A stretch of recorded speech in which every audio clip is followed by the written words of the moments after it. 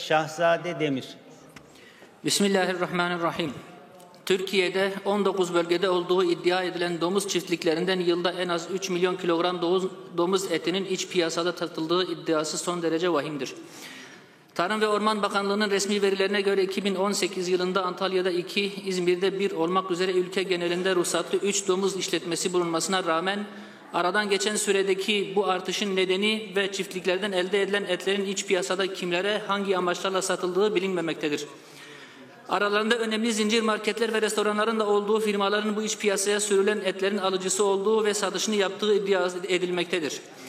Domuz çiftliklerinin hızla artışı domuz etlerinin iç piyasada çeşitli yollarla satıldığı iddialarını güçlendirmektedir. Söz konusu çiftliklerden elde edilen etin en çok salam, sucuk, kıyma olarak tüketildiği iddia edilmektedir.